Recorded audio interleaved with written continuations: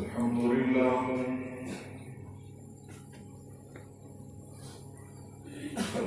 لله وكفى والصلاة والسلام على سيد الرسل وخاتم الأنبياء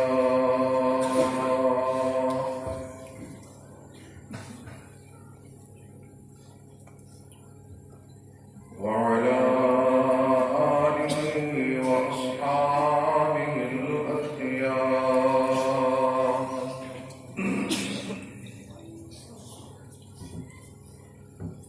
أما بعد فأعوذ بالله من الشيطان الرجيم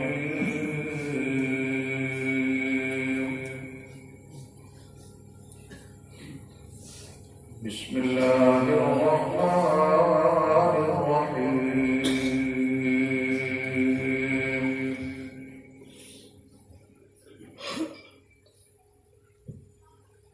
يا أيها النبي إنا أرسلناك شاهدا ومبشرا ونذيرا وداعيا إلى الله بإذنه وسراجا منيرا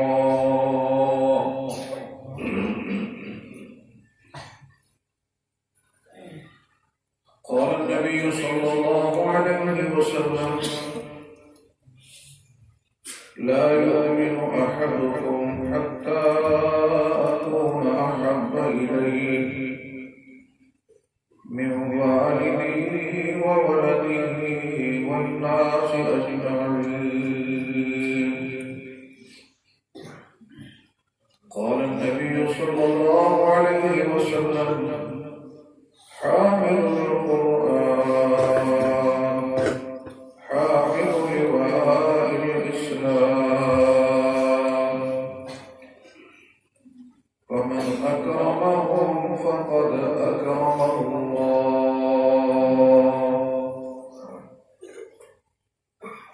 صدق الله العظيم وصدق رسوله النبي الكريم ونحن على ذلك من الشاهدين والشاكرين والحمد لله رب العالمين.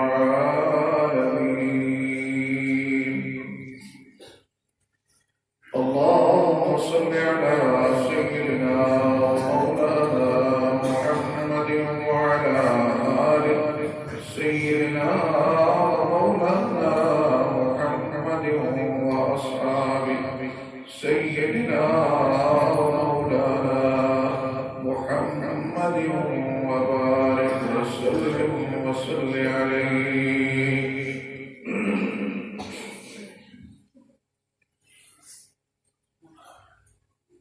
حمد باری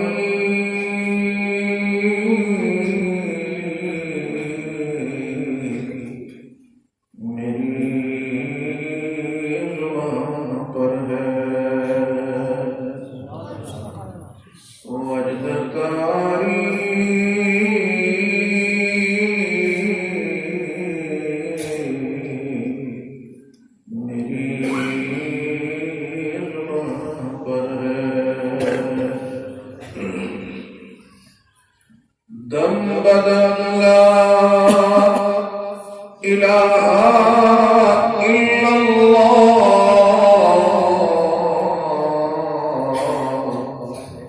ذکر جاری میری زبان پر ہے تصور میں روزہ اطہر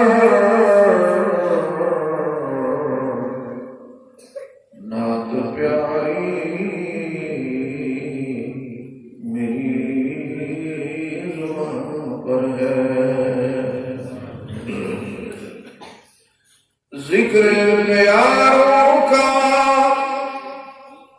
ذکر پیاروں کا، چار یاروں کا،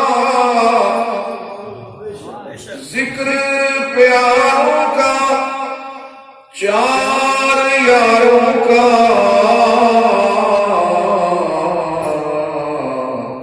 باری باری میری زبان پر ہے۔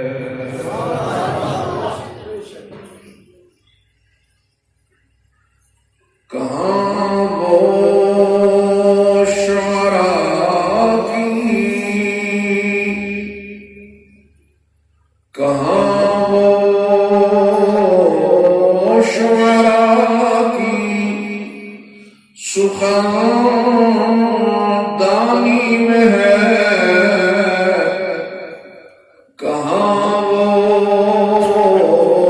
شعراء کی سخن دانی میں ہے، جو مزہ جو کیفیت آیت قرآن میں ہے۔ اللهم صل على محمد وعلى آل محمد كما صليت على إبراهيم وعلى آل إبراهيم إنك حميد مجيد۔ اللهم بارك على محمد وعلى آل محمد كما باركت على إبراهيم وعلى آل إبراهيم إنك حميد مجيد۔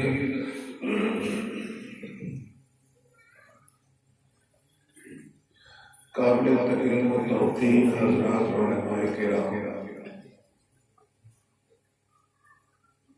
بنگوئی کی دھرتی کے میرے قابل احترام بزرگوں، میرے عزیز نوجوان بھائیوں، اکناف و اطراف میں تشریف فرما میری قابل احترام بہنوں بیٹیوں، آج ایک طویل وقفے کے بعد آپ حضرات سے ملاقات کی سعادت حاصل کر رہا ہوں، لیکن جب آج میں اس بھرپور چمن سے مخاطب ہوں تو مجھے اپنے مفلسین کے بہت سارے چہرے نظر نہیں آ رہے، جن کے متبسم چہرے ہمیشہ محبتوں شفقتوں کے ساتھ ہمارا استقبال کیا کرتے تھے۔ بنگوئی ہمارے بہت ہی مہربان بھائی حضرت مولانا محمد الطاف صاحب زیدہ لطفہم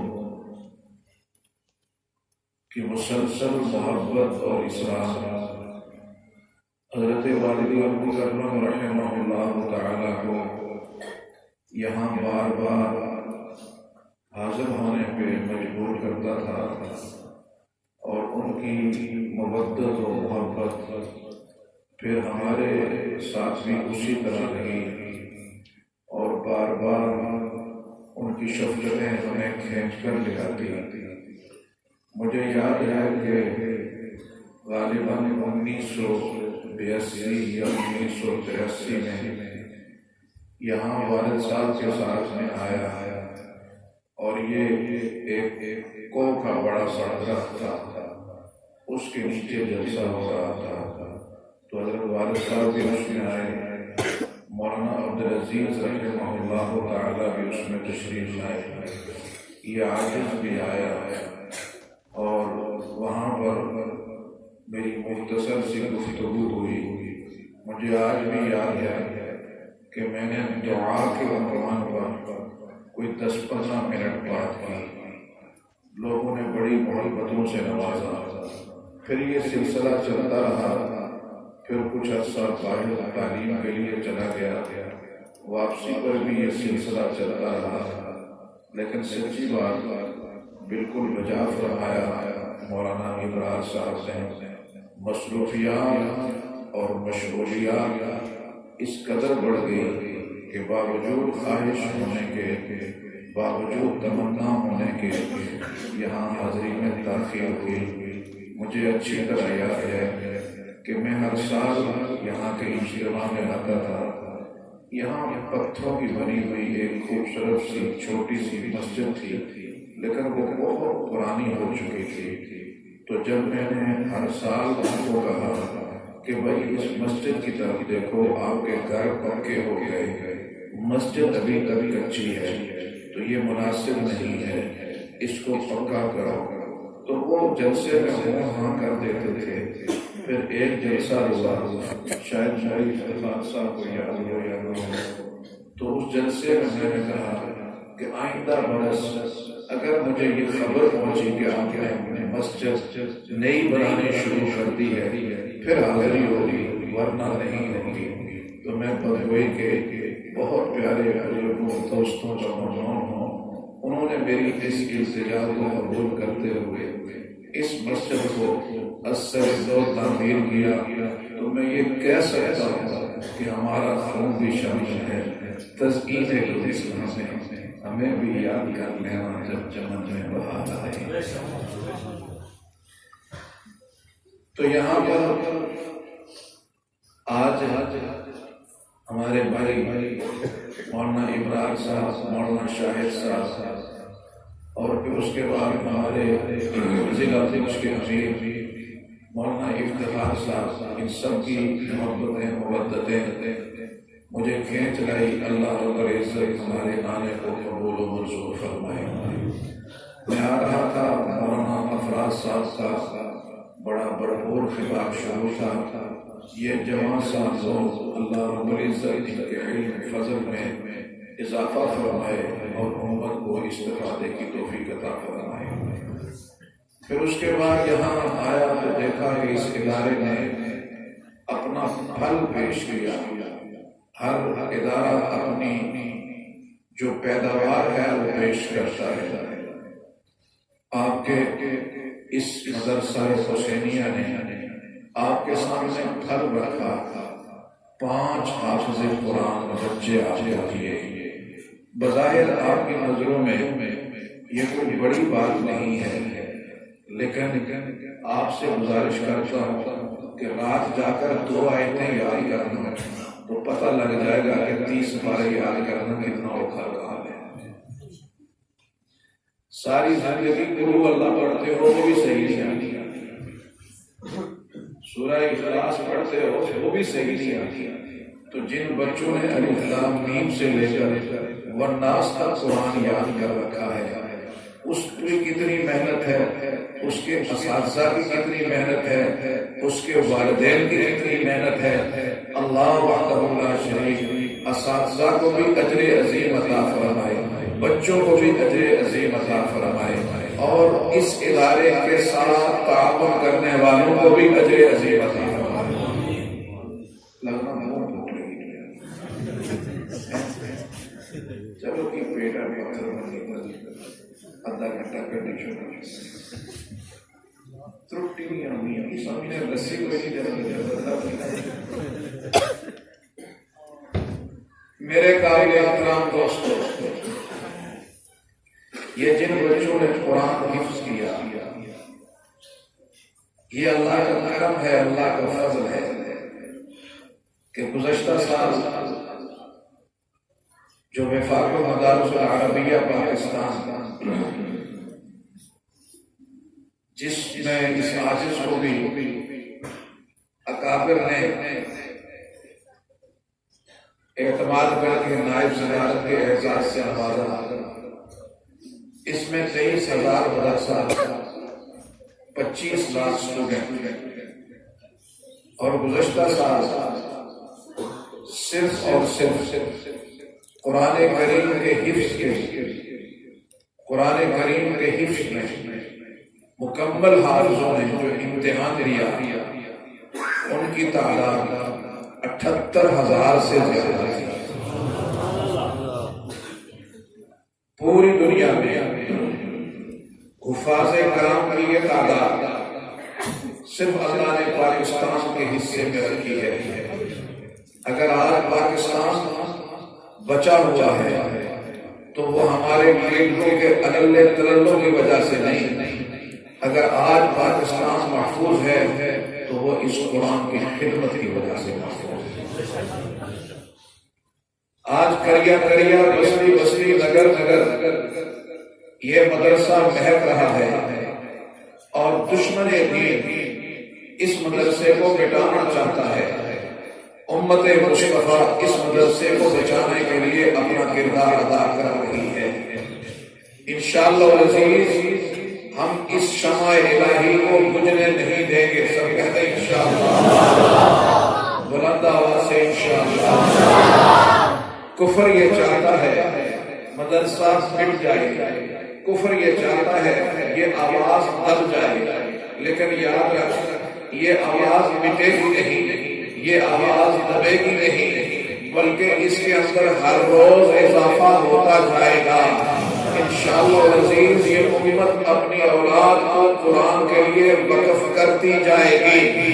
تم لاکھ اس کو ڈراؤ، تم لاکھ اس کو بتاؤ، لیکن میرے رب کا احسان اور فضل اور کرم جس خاندان پہ ہو جاتا ہے، میرے بھگوئی کے دوستوں، میں ایک جملہ کہنے لگا ہوں، آپ پڑھے لکھے لوگ ہیں، آپ بہت ذی شعور لوگ ہیں، میں ایک بہت اہم بات کہنے لگا ہوں، گزارش یہ کر رہا ہوں کہ جس کے ساتھ میرا رب راضی ہوتا ہے، جس کے ساتھ میرے رب کا فضل شامل ہوتا ہے، جس کے ساتھ میرے رب کی نگاہ کرم پڑ جاتی ہے، تو رب اس بندے کے ساتھ فضل یہ فرماتے ہیں، دنیا میں نقد انعام یہ دیتے ہیں کہ اسے حافظ، قاری اور عالم بیٹا عطا فرماتے ہیں۔ دنیا کا بادشاہ راضی ہوتا ہے، دنیا کا بادشاہ راضی ہوتا ہے تو وہ ہیرے دیتا ہے، جواہرات دیتا ہے۔ دنیا کا بادشاہ راضی ہوتا ہے تو وہ مال دیتا ہے۔ میرا رب جس سے راضی ہوتا ہے اسے دین عطا فرما دیتا ہے۔ میرا رب جس سے راضی ہوتا ہے اسے دین عطا کر دیتا ہے۔ دین کی اس بہار کے ساتھ جڑنے والے، دین کی اس بہار کے ساتھ لگنے والے میرے قابل احترام دوستو، آج دشمن آپ کے دین کو چھیننا چاہتا ہے، آج دشمن آپ کے ایمان کو چھیننا چاہتا ہے، اور اس کے چھیننے کے لیے اس نے مختلف ہتھ کنڈوں کو اپنایا ہے۔ وہ آپ سے ایمان کی دولت چھیننا چاہتا ہے، وہ آپ سے دین کی دولت چھیننا چاہتا ہے۔ ایک روایت ابن ماجہ کی نظروں سے گزری، پڑھ کر پڑھا کر لرز کر رہ گیا۔ حضرت ثوبان رضی اللہ تعالی عنہ راوی ہیں، فرمایا نبی اکرم صلی اللہ علیہ وسلم نے کہ کچھ لوگ ایسے ہوں گے کہ جن کے اعمال تمام پہاڑ جتنے ہوں گے، بڑے بڑے اعمال لے کر اللہ کی بارگاہ میں میدان محشر میں آئیں گے، لیکن ان کی حیثیت ایک پر جتنی نہیں ہوگی، ہوا کی طرح منتشر ہو جائیں گے۔ ان اعمال کی کوئی حیثیت نہیں ہوگی، ان کی کوئی گنتی نہیں ہوگی۔ تو حضرت ثوبان کہتے ہیں اصحاب مصطفیٰ نے پوچھا اللہ کے محبوب کو کون لوگ ہیں، ان کا کیا عمل ہے، اتنے اعمال کر کے آئے؟ فرمایا بظاہر تمہارے بھائی ہیں، دینی بھائی ہیں، اعمال بھی کرتے ہیں، نمازیں بھی پڑھتے ہیں، روزے بھی رکھتے ہیں، ذکر بھی کرتے ہیں، بظاہر مسلمانوں کے ساتھ اٹھتے بیٹھتے ہیں، تو اللہ کے محبوب پھر ان کے اعمال کیوں ضائع ہو گئے؟ فرمایا اس لیے کہ جب وہ تنہائی میں جاتے ہیں تو وہ کام کرتے ہیں جو اللہ کی ناراضگی کا ذریعہ بنتا ہے۔ تنہائی کے اندر گناہ سے چوکتے نہیں، بظاہر بڑے عابد نظر آتے ہیں، بظاہر بڑے صالح نظر آتے ہیں، تنہائی کے اندر گناہ کے اندر مبتلا نظر آتے ہیں۔ اس وجہ سے میرے رب نے ان کی زندگی کے سارے اعمال ظاہر کر دیے۔ جب یہ حدیث پڑھی تو مجھے سب سے پہلے جو چیز یاد آئی وہ نہیں بھائی کہ آج جب بھی کوئی تنہائی میں گیا، نماز پڑھ کر مسجد سے گھر پہنچا، موبائل کھولا، بےہودہ فلمیں دیکھی، بےہودہ تصویریں دیکھی، बेहूदी की तरफ घंटों लगा रहा, वो नमाज ज़ाया है, वो अमाल ज़ाया है, दिल में जुल्मत है, बात समझ में नहीं आ रही, मस्जिद में जी घबराता है, मस्जिद में बैठते हुए जी घबराता है, दीन की बात सुनते हुए ऊँग आ जाती है। ये क्या वजह है कि मस्जिद में आता हूँ बेचैन हो जाता हूँ, सिनेमा में जाता हूँ बशाश रहता हूँ, अगर किसी जगह गाना सुनाने वाला आ जाए तो रात पूरी गाता रहे, मैं भंगड़ा डाले रखूंगा, लेकिन किसी जगह कुरान पढ़ने वाला आ जाए तो मैं पूरे महीने की नींद उसी मस्जिद में पूरा करता हूँ। ये बुनियादी तौर पर वो दिल की स्याही है, जो दिल की स्याही हमारे तन्हाई वाले अमाल के अंदर पैदा हुई। याद रख मेरे दोस्त, याद रख मेरे दोस्त, जिन लोगों की जलवत वाली जिंदगी बुलंद होती है वो तब बुलंद होती है कि उनकी खलवत वाली जिंदगी उससे ज्यादा पाकीज़ा होती है। आज जलवत वाली जिंदगी में मेरे आपकी आंख मेरी आंखों में मिट्टी डाल सकते हैं, खलवत वाली जिंदगी को तो मेरा मन देख रहा होता है। मेरे काबिल एहतराम दोस्तों, मेरे अजीज बेटों, याद रखो, आज आलमी ताबूत ने अपनी तहजीब को, अपने तमद्दुन को, अपनी सकाफत को, अपने कल्चर को तेरे मेरे घर में पहुंचा दिया और हम उसे खरीद कर अपने घर में ले आए हैं। आज हमारे हाथों के अंदर मोबाइल, हमारे बच्चों के हाथों में मोबाइल, बल्कि आजकल तो हमारी बेटियां जब बच्चा चुप नहीं होता, छोटा सा 2 साल का बच्चा, 1.5 साल का बच्चा, उसके हाथ में मोबाइल दे देते हैं, वो मोबाइल से खेलता है, इतना चुप हो जाए। याद रखो, उलमा ने लिखा, हुक्मा और अतिब्बा ने लिखा, बहुत बड़े अतिब्बा ने लिखा, कहा कि छोटी उम्र के बच्चे के हाथ में मोबाइल देने से उसकी हथेली पे अंगारा रख दो, इससे इतना नुकसान नहीं होगा जितना इससे उसके ईमान में और उसकी सेहत में नुकसान होगा।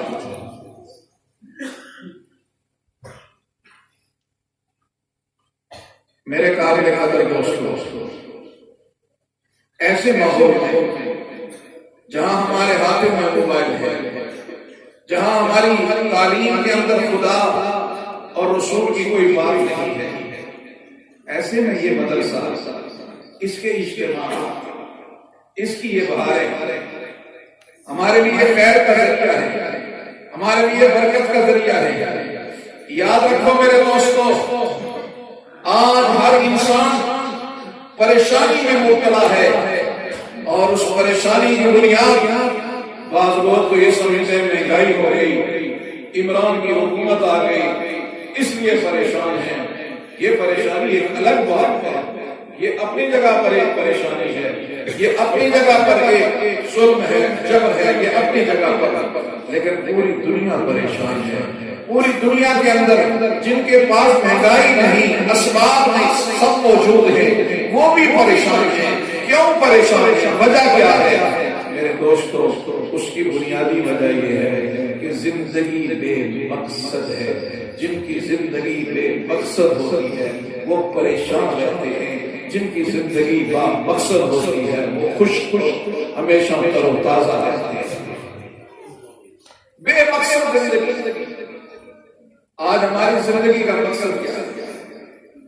मेरा बच्चा पढ़ जाए, डॉक्टर इंजीनियर बन जाए, अच्छी जॉब मिल जाए, उसको अच्छा घर गाड़ी मिल जाए, अच्छी जगह शादी शुदा, ये इसके ऊपर इससे ऊपर सोचा ही ये मकसद नहीं है मेरे दोस्त, ये जरूरियात जिंदगी है, जरूरियात जिंदगी।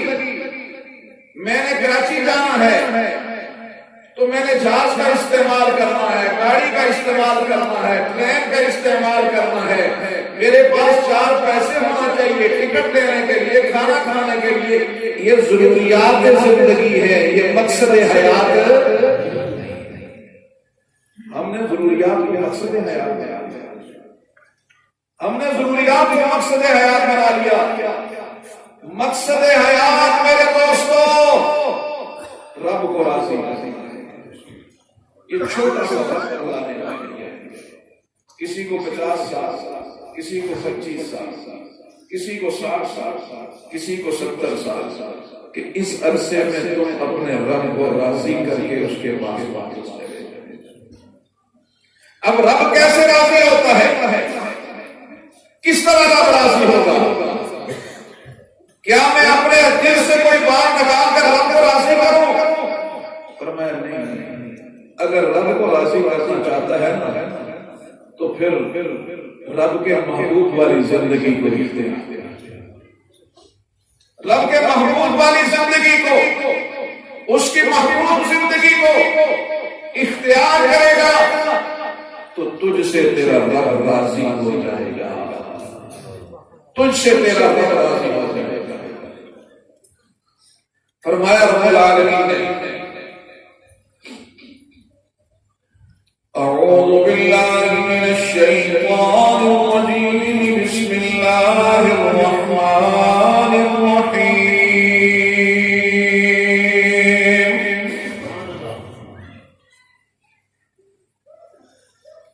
یا ایہا الذین آمنوا من یرتد منکم عن دینہ فسوف یأتی اللہ بقوم یحبهم ویحبونہ أذلة على المؤمنين أعزة على الكافرين يجاهدون في سبيل الله ولا يخافون لومة لائم ذلك فضل الله يؤتيه من يشاء والله واسع علیم۔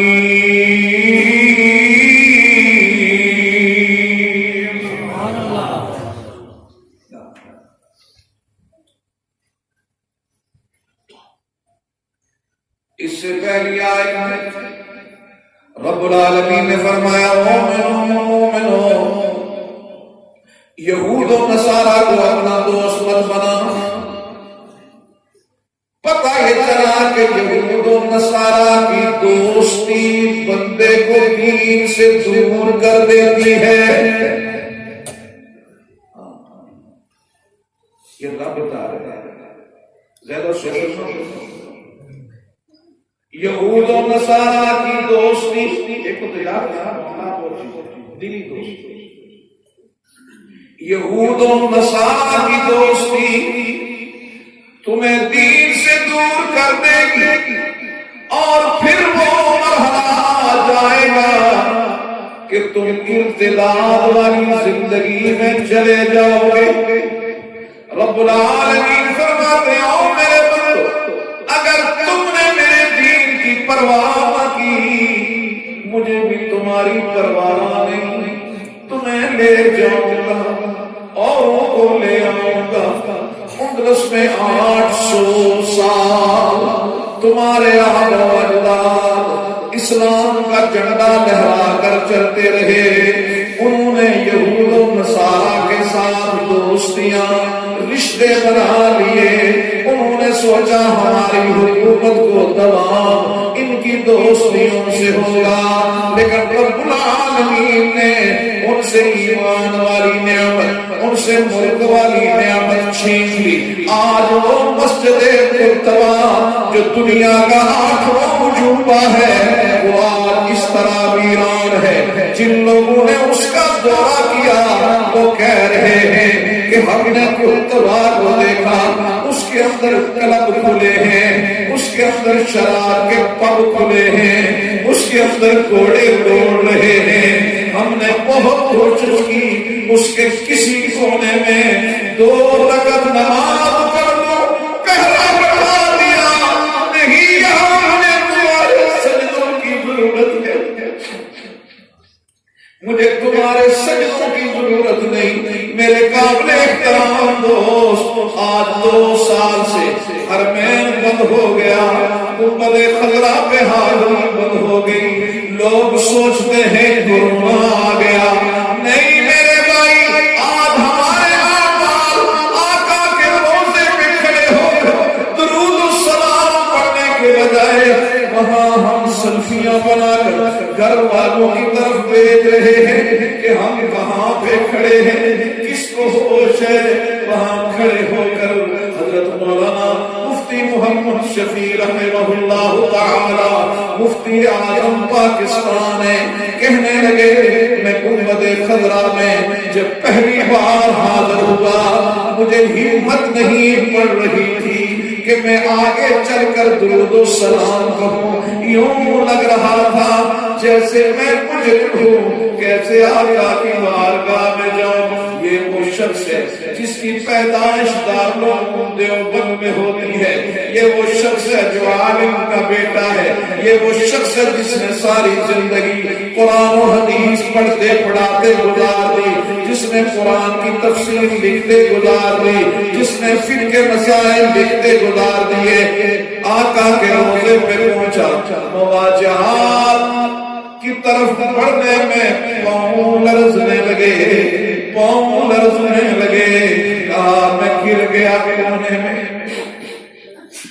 میں کونے میں گر گیا، اور اسی کیفیت میں میرے کانوں میں میرے محبوب نبی کے کلمات گونجنے لگے۔ فرمایا محمد شفیع جا بتا دے میری امت کو، جو لوگ میری سنتوں کے مطابق زندگی گزارتے ہیں وہ مجھ سے ہزاروں میل دور کیوں نہ بیٹھے ہو، وہ میرے قریب رہتے ہیں، اور جو میری سنتوں کو چھوڑ کر بدعات والی زندگی اپنی من چاہی زندگی گزارتے ہیں، میری جالیوں سے کیوں نہ لپٹے ہو، مجھ سے ہزاروں میل دور رہتے ہیں۔ ہائے ہائے یا ایھا الذین آمنوا من یرتد منکم عن دینہ، اللہ فرماتے میں ایک قوم لے آؤں گا، یہ نہیں کہ شترزئی آ جائیں گے، عباسی آ جائیں گے، راجپوت آ جائیں گے، کیانی آ جائیں گے، سادات آ جائیں گے، ایک قوم لے آؤں گا۔ پتہ یہ چلا اللہ کے ساتھ محبت کرنے والا مشرق میں ہو یا مغرب میں، وہ سارے ایک قوم ہیں۔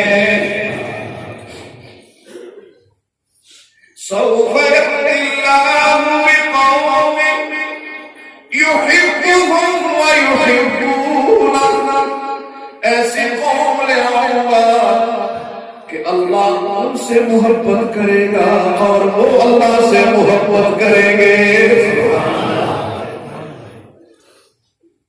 علماء بیٹھے سمجھنے کی بات ہونا تو یہ چاہیے، یحبونہ ویحبونہ، وہ اللہ سے محبت کریں گے، اس کے جواب میں اللہ ان سے محبت کریں گے، لیکن ایسا نہیں۔ یحبونہ پہلے اللہ کی محبت کا ذکر ہے، پھر بندوں کی محبت کا ذکر ہے۔ گویا میرا رب بات بتانا چاہتا ہے، حافظ قرآن، قرآن پڑھنے والے، قرآن پڑھانے والے، منبر مصطفیٰ پہ بیٹھ کے تقریر کرنے والے، لوگوں کے اندر ویلفیئر کا خیر کا کام کرنے والے، نماز روزہ کرنے والے، مسجدوں کی طرف دوڑنے والے، دین کے اس اجتماع میں بیٹھنے والوں، میرا رب بتانا چاہتا ہے تمہارا کمال نہیں، یحبہم، وہ تمہیں نگاہ کرم سے دیکھ رہا ہے، اس کی نگاہ محبت تم پہ پڑی تو تم مسجد کی طرف دوڑے آئے۔ حافظ قرآن، عالم دین، اگر تو اللہ کا نام لے رہا ہے، تیرا کمال نہیں بلکہ اس کی نگاہ کرم تجھ پہ پڑی، اس کی نگاہ محبت تجھ سے پڑی ہے۔ رب العالمین نے فرمایا نگاہ کرم کب پڑتی ہے؟ فرمایا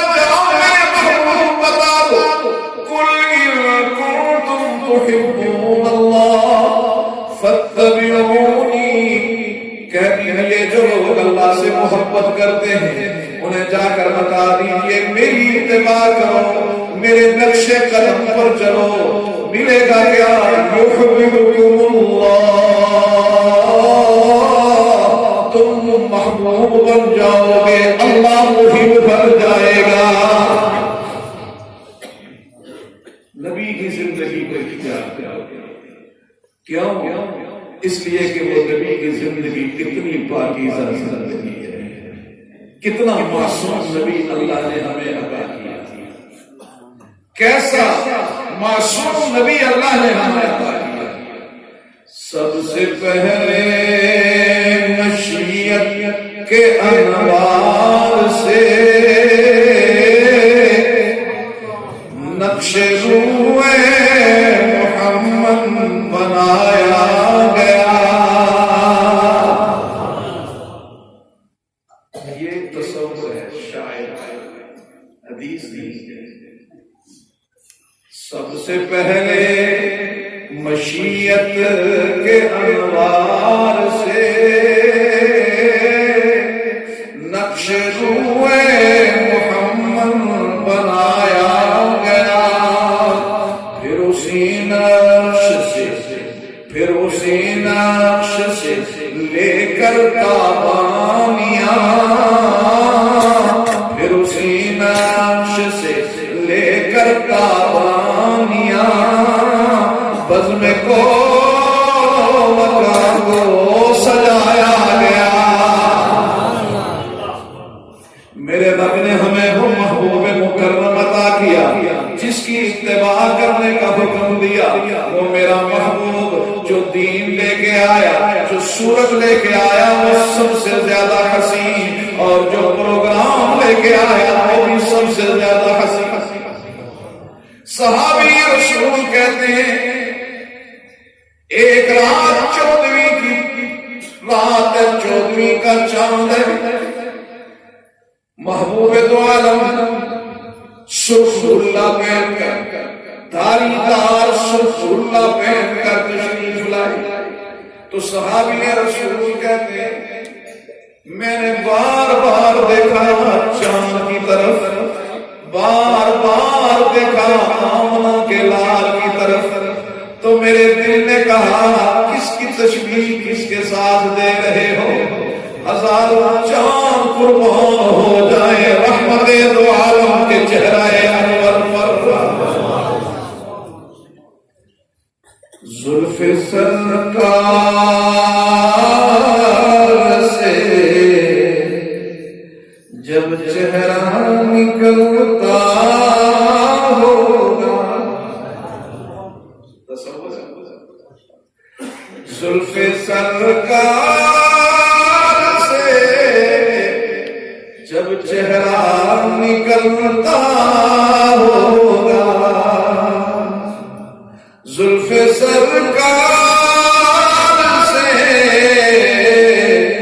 جب چہرہ نکلتا ہوگا، پھر بلا کیسے کوئی چاند کو تکتا ہوگا۔ اہل ایمان یہ بتا تو نے تو دیکھا ہوگا، اہل ایمان یہ بتا تو نے تو یہ دیکھا ہوگا، کیسے تجھ سے میرا محبوب، کیسے تجھ سے میرا محبوب لپٹتا ہوگا۔ سیدہ خدیجہ فرماتی ایک دن بڑی چل چلاتی کرنی ہے، میری بیٹی شیما کہنے لگی اماں آج میں بکریوں کے لیے، آج میں بکریوں کے ساتھ تنہا نہیں جاؤں گی، میرا یہ قریشی بھائی بھی میرے ساتھ چلے گا۔ میں نے کہا بیٹی دیکھتی نہیں ہے کیسے پھول جیسا چہرہ ہے، اتنی شدید دھوپ میں جلس جائے گا، آج تو تنہا چلی جا۔ کہنے لگی نہیں اماں میں نہیں جاؤں گی، یہ چلے گا تو میں جاؤں گی۔ میں نے کہا اتنا اصرار کیوں؟ کہنے لگی اماں آج بہت گرمی ہے۔ ارے گرمی ہے تو اسے کیوں لے جا رہی ہے؟ کہنے لگی اماں جب یہ میرے ساتھ ہوتا ہے تو آسمان پہ بادل آ جاتے ہیں، سایہ کیے ہوتے ہیں، جدھر جدھر ہم جاتے ہیں بادل ہمارے ساتھ چل رہے ہوتے ہیں۔ اماں میں نے یہ منظر دیکھا، جب میں تنہا جاتی ہوں بکریاں دوڑتی ہیں، کبھی اس پہاڑ پر کبھی اس پہاڑ پر۔ اماں میں کائنات کے رب کی قسم اٹھا کر کہتی ہوں، جس دن یہ میرا ہاشمی بھائی قریشی بھائی میرے ساتھ ہوتا ہے اس دن ہمیں دوڑنا نہیں پڑتا، ہم ایک جگہ بیٹھ جاتے ہیں، بکریاں ہمارے ارد گرد چلتی ہیں۔ اماں میں تجھے کیا کہوں، میں نے اپنی آنکھوں سے دیکھا بکریاں چلتی کم ہیں اور میرے بھائی تکتی زیادہ ہے۔ وہ اس کو تک رہی ہوتی ہے اور چلتی کم ہے، لیکن جب شام کو آتی ہیں پیٹ بھرے ہوتے ہیں۔ اس لیے مجھے اس بھائی کو لے جانے دو، اتنی رحمتوں والا میرا محبوب، سب کہتے ہیں صلی اللہ بلند آواز سے کوئی صلی اللہ علیہ وسلم۔ اہل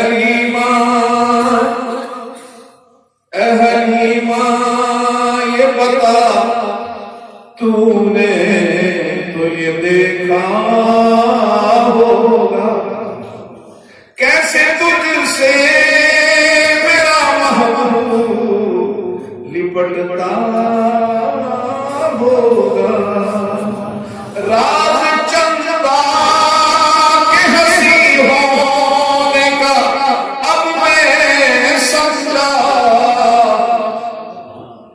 راز چندہ کے ہنسی ہونے کا اب میں سمجھا،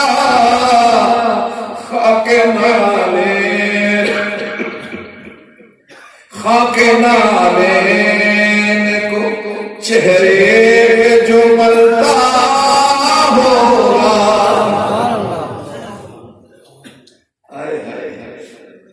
جس امت کو ایسا نبی ملا، جس امت کو ایسا نبی ملا جس کے لیے رب العالمین نے فرمایا داعیا الی اللہ باذنہ وسراجا منیرا، وہ سراج منیر جس طرح سورج سب کے لیے چمکتا ہے، سب کے لیے روشن ہوتا ہے، اسی طرح آمنہ کا لال چودھویں کا یہ چاند مہتاب عالم یہ بھی سب کے لیے روشن ہوا۔ آج انہوں نے استفادہ کیا ان کی زندگی سے، وہ بھی تابناک ہو گئے، وہ بھی روشن ہو گئے۔ میرے قابل احترام بھائی، جب میرا نبی اتنا حسین تو جو نظام لے کر آیا وہ کتنا حسین ہوگا۔ جو نبی اتنا حسین، اس کا پروگرام کتنا حسین، اور ہم ہیں غلامی رسول میں موت بھی قبول ہے۔ ہمارا نام بھی ہے غلامی رسول میں موت بھی قبول ہے، لیکن داڑھی رکھنا منظور ہے۔ غلامی رسول میں سود چھوڑنا منظور ہے، غلامی رسول میں تجارت مصطفیٰ کے طریقے پہ کرنا منظور ہے، غلامی رسول میں اپنی اولادوں کو دین پڑھانا یہ منظور ہے، غلامی رسول میں مصطفیٰ والی زندگی اپنانا یہ منظور ہے۔ کیوں؟ پتہ یہ چلا زبانی جمع زبانی جمع۔ اور میرے دوست بہت عاجزی کے ساتھ بہت انکسار کے ساتھ کہوں گا کہ محبوب دو عالم صلی اللہ علیہ وسلم کی آیات طیبہ کو پڑھو بھی، اپنی اولادوں کو پڑھاؤ بھی، یاد رکھو کل میدان محشر میں یہ سوال نہیں ہوگا کہ آپ نے اپنی اولاد کو سائنسی علوم کیوں نہیں پڑھائے، فزکس کیوں نہیں پڑھائی، کیمسٹری کیوں نہیں پڑھائی، زیالوجی کیوں نہیں پڑھائی، بیالوجی کیوں نہیں پڑھائی، فلاں علوم کیوں نہیں پڑھائی، یہ سوال نہیں ہوگا۔ کبھی سنا ہے یہ سوال نہیں ہوگا، لیکن اس کا مطلب نہیں یہ پڑھانا منع ہے، یہ پڑھاؤ۔ امت کو ضرورت ہے مسلمان ڈاکٹر کی، امت کو ضرورت ہے مسلمان انجینئر کی، امت کو ضرورت ہے مسلمان سائنسدان کی، مسلمان کو ضرورت ہے ساری چیزیں کی، لیکن سوال یہ ضرور ہوگا کہ تم نے اپنے اولاد کو قرآن کیوں نہیں پڑھایا، یہ ضرور سوال ہوگا۔ اور جو سوال نہیں ہوگا اس میں وہ زندگی لگائی، اس پہ مال لگا دیا، اولاد لگا دی، اس پہ زندگی لگائی۔ جو سوال ہوگا اس پہ ناظرہ خود نہیں آتا، بچوں کو نہیں آتا، پھر یہ سوال ضرور ہوگا کہ تم نے میرے محبوب والی زندگی کیوں نہیں بنائی۔ یہ سوال تم نے میرے محبوب والی، میں نے اپنا محبوب تمہیں دیا، تم نے اس کی زندگی کو کیوں نہیں اپنایا؟ اور میں نے کہا تھا لقد كان لكم في رسول الله اسوة حسنة، میں کہا کہ آپ درزی کے پاس پہنچے تو آپ نے قمیص دی، کہا جی یہ قمیص بنا دیں، کپڑا بڑا دور سے اٹھوایا ہے، لمبائی اس کی 44 انچ ہو، بازو اس کا 24 انچ ہو، تیرا اس کا 18 انچ ہو، گلا اس کا 16 انچ ہو، 17 انچ ہو۔ درزی کو بڑی محبت تھی مولانا افتخار صاحب کے ساتھ کہ ہمارے امام میں بڑے اچھے ہیں، کسی نے بڑے دور سے کپڑا لا کر تحفہ دیا ہے، تو لہذا چھوٹا سا بچہ، تو ان کو خطرہ تھا کہ رسی تو یہ گھر سے اپنا کرتا بھی لے کر اگر اے جب ناپ بھی دیا اور نمونہ بھی دیا۔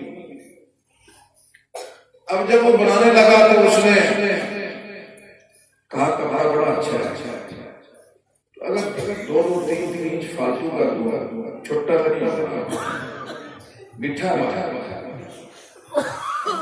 کیا فرق ہے؟ اب اس نے 44 کے بجائے 48 کر دیا، بازو جو ہے وہ 24 کے بجائے 28 کر دیا، تیرا جو ہے 18 کے بجائے 20 کر دیا، بڑے لفافے میں پیک کر کے خوشبو لگا کے پوتی لگا کے پیش کیا، حضرت یہ کپڑے آپ کے تیار ہیں۔ حضرت نے جمعے کے لیے کرتا کھولا تو وہ تو ایک عجیب و غریب قسم کا چولا۔ اب مجھے بتاؤ کہ یہ اس درزی کے پاس پھول لے کے جائیں گے، گلدستہ لے کے جائیں گے، اس نے کوئی جرم کیا؟ اس نے ہمدردی کی نا، چھوٹا نہ ہو یہ ہمدردی کی۔ اور میرے دوست اگر تیری میری قمیص کو درزی تیرے میرے سائز اور نمونے پہ نہ بنائے تو وہ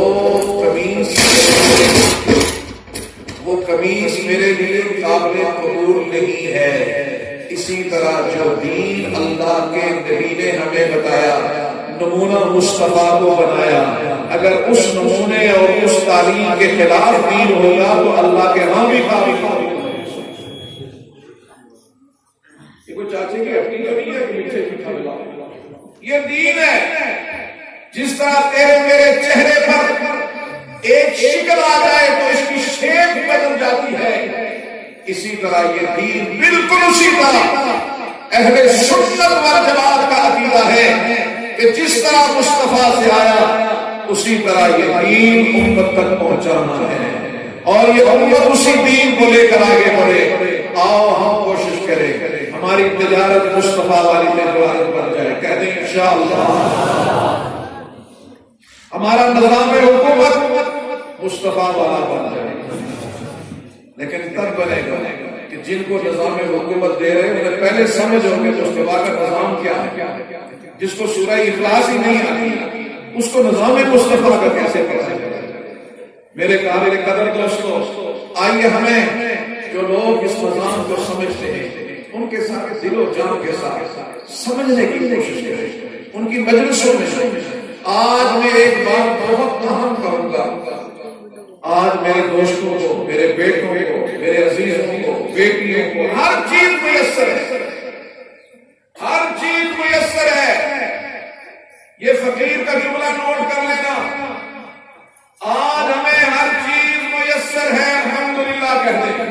کسی کو زیادہ ہے، کسی کو کم ہے، لیکن اتنا ضرور ہے کہ جب پہلے زمانے کے بادشاہوں کو نہیں تھا، اللہ نے اتنی نعمتیں ہمیں بھی دی. یہ اللہ کا کرم ہے، اللہ کا فضل ہے. وہ الگ بات ہے کہ مہنگائی کے مارے ہوئے ایک الگ سبجیکٹ ہے، لیکن بحیثیت پورے مجموعے کے ہمیں علمی طور پر آج جتنا تطور اور ازدہار آج حاصل ہے. میں کہا کرتا ہوں یہ صورت امام بخاری اور امام ابو حنیفہ رحمہ اللہ وہ ایک ایک حدیث کے لیے مہینوں سفر کرتے ہیں. آج آپ نیٹ پہ جائیں، اس کے اندر کباہت نہیں لگا، لیکن اس کے اندر خیر بھی ہے. لیکن یہ بندے کے ذہن پہ ہے کہ وہ بنایا کیسے ہے، اس سے غم لیتا ہے یا خیر لیتا ہے. پوری دنیا کی لائبریری ہے آپ کے سامنے، آپ پوری دنیا کی لائبریری میں ریسرچ کریں، ساری چیزیں میسر ہیں، پھر بھی امت میں انحطاط ہے. اس کی وجہ کیا ہے؟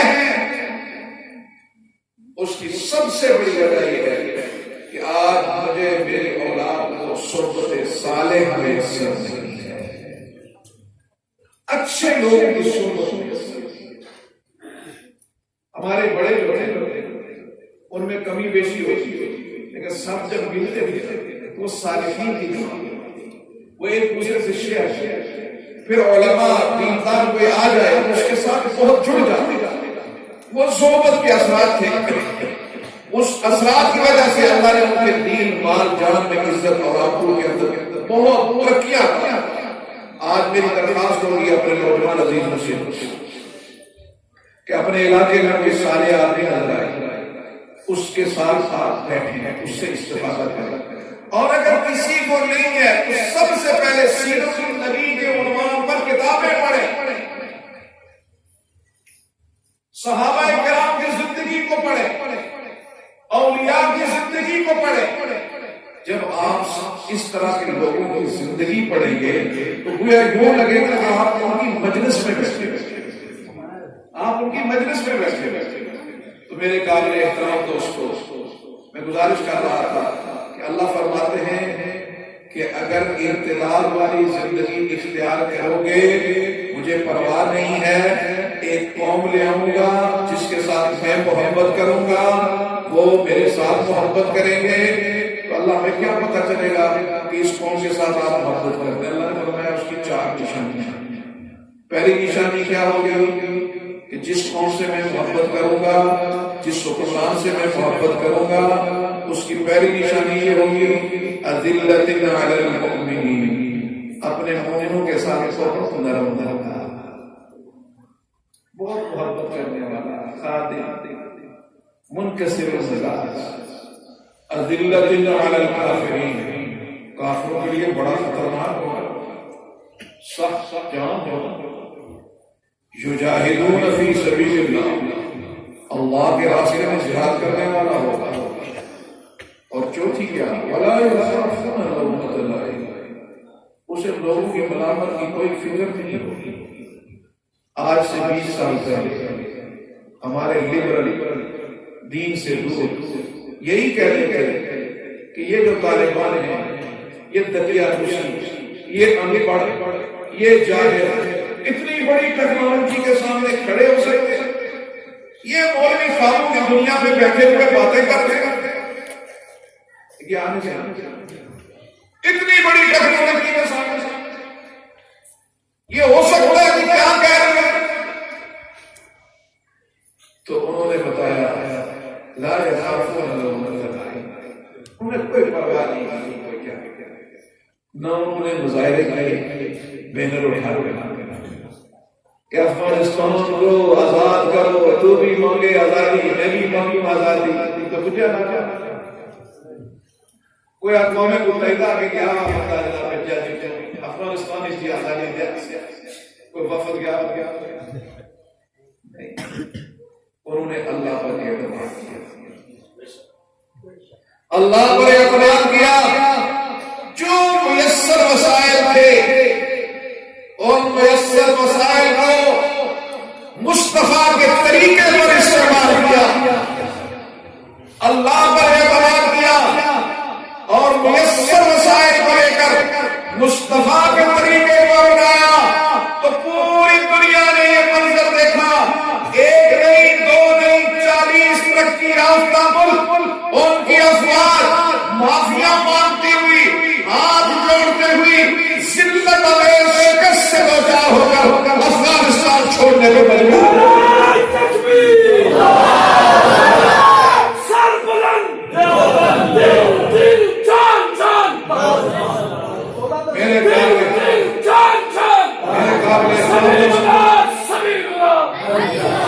میرے قابل احترام دوستو، ہوا کیا انہوں نے اپنی زندگی میں مصطفیٰ والی زندگی دی، اور میں اس مضمون کو پڑھ کر بے اختیار میری آنکھیں چھلک کہ امیر المومنین ملا عمر رحمہ اللہ تعالی جہاد کے لیے گھر سے نکلے 12 سال واپس گھر نہیں آئے، 12 سال، اور اسی جہاد میں انتقال کر 12 سال بیٹا جمع ہو گیا، ادارے میں آیا، دینی تعلیم حاصل کی، فارغ التحصیل ہوا، تو ان کا ایک خادم تصویر اٹھا کر بیٹے نے گیا ملا عمر کے پاس، امیر المومنین مبارک ہو، خیریت ہے، آپ کا بیٹا عالم دین بن گیا، آپ کا بیٹا عالم دین بن گیا، الحمدللہ الحمدللہ، اللہ کا کرم ہے، حضرت اس کی تصویر لے کے آیا ہوں، کتنا خوبصورت ہے، کتنا جوان ہے، 12 سال آپ نے اپنا بیٹا دیکھا، ذرا تصور کر، وہ چھوٹا سا بیٹا چھوڑ کر آپ گئے، اب 12 سال کا کڑیے جوان، فارغ التحصیل عالم، تصویر دکھائی، منہ موڑ لیا، کہا مجھے اس کی تصویر نہ دکھاؤ، کہیں ایسا نہ ہو نا کمزور ہو، شفقت فطری کہیں غالب نہ آ جائے، اور باپ کی محبت ہونے کے ناطے سے میرے جہادی سفر میں کہیں کمی نہ پیدا ہو جائے، اس کو میرا پیغام دے دینا کہ کل روز حشر کے لیے یہ ایسی آزادیاں نہیں ملا کر، یہ ایسے آزادیاں نہیں ملا کر، ناروں سے نہیں ملا کر، صرف داروں سے نہیں ملا کر، عملی قربانیوں سے ملا کرتی ہے۔ اللہ وحدہ لا شریک ہمیں مصطفیٰ کے طریقے کو اپنانے کی توفیق عطا فرمائے۔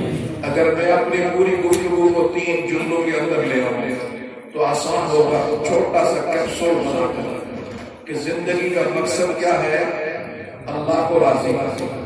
زندگی کا مقصد کیا ہونا چاہیے، اللہ کو راضی کرنا۔ گویا میرا ہر کام خوشی ہے، غمی ہے، میں نے دیکھا اس میں میرا اللہ کی ناراض تو نہیں ہو رہا، میرا اللہ کی ناراض تو نہیں ہو رہا۔ جس طرح آپ گھر میں کوئی کام کرتے ہیں تو باپ کے چہرے کو دیکھتے ہیں، میرے باپ پر میری بات کہیں گرا تو نہیں گزری۔